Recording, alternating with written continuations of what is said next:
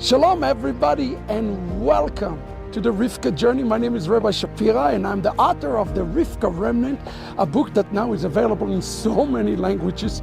I hope that you are blessed by it and you are reading it and you are committed to the journey, because your journey today to the house of Isaac, back to the house of Israel, means the salvation, then the complete redemption of all of Israel.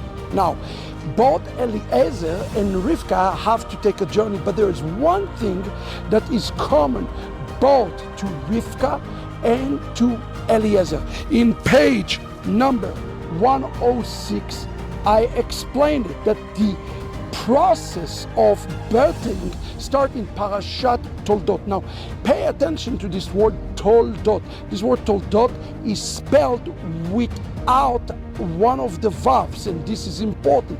It's trying to explain to us that unlike in the garden, the very first time that we see the word Toldot mentioned with two vavs, in the time of the birth of Yaakov and Esau through Rivka, the world is already in a state of what's called tol vavo.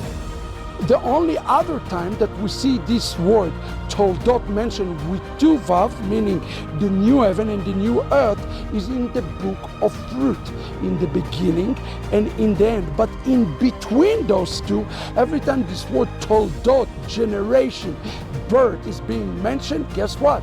Every time it's a missing vav. Why? Because we are birthing redemption, and everybody need to understand it. The process of redemption is a process that you and I are to be birthed. I wrote this in page 106.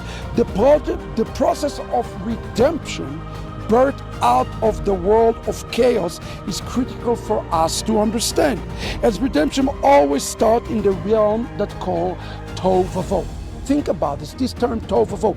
When the world was created, when the garden was created, what was created before the garden?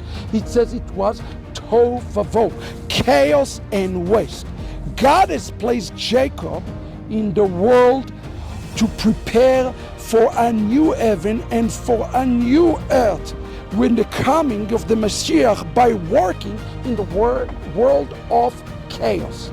It's important because Apostle Paul, Rav Shaul, says the following. He said in the letter to Messianic Jews, he says, we are not here for a city that exists now, we are here for a city to come. What does that mean to us? It means that each and every one of us is working in a world that's called the world of chaos. Our job today is to take the world of chaos and extract from the world of chaos the essence. And the essence of the world of chaos is something that is holy. And this is important to understand. Jacob is working in a world that is called the world of avodah, the world of Torah. Judaism is focused on Torah today and doing the mitzvot. Why? What is the purpose behind the mitzvah? There is one purpose behind the mitzvah: to extract the chaos out of Esau, to bring a tikkun into Esau. This is the entire purpose, and you see it.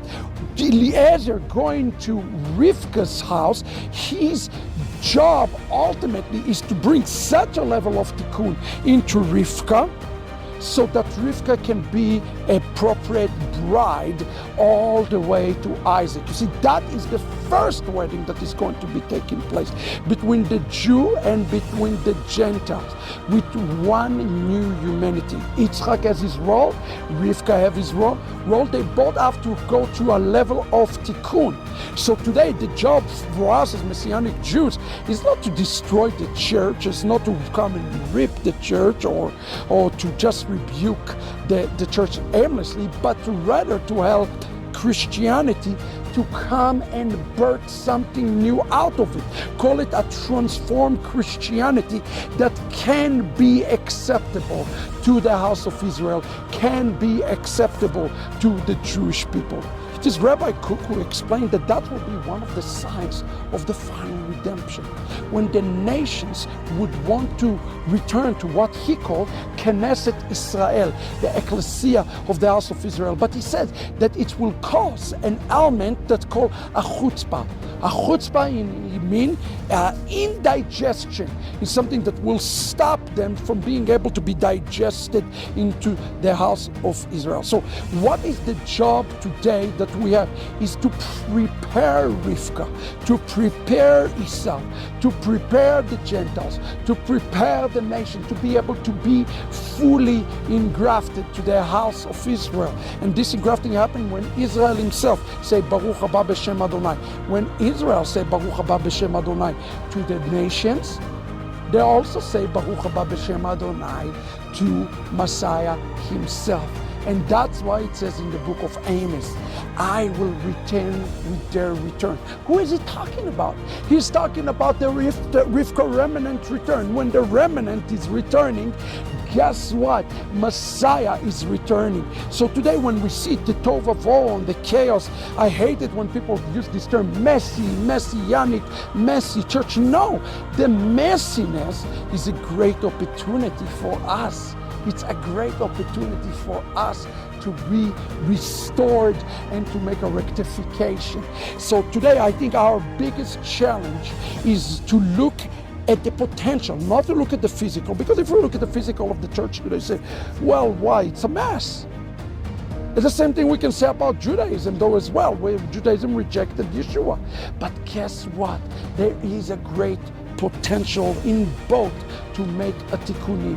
So Judaism need to work through Torah, through the world of avodah, to extract the holiness that is found inside Christianity. God bless you. I hope you've been blessed by this shiur. We will see you. Run and get the book. Let's rectify one another. Shalom, everybody.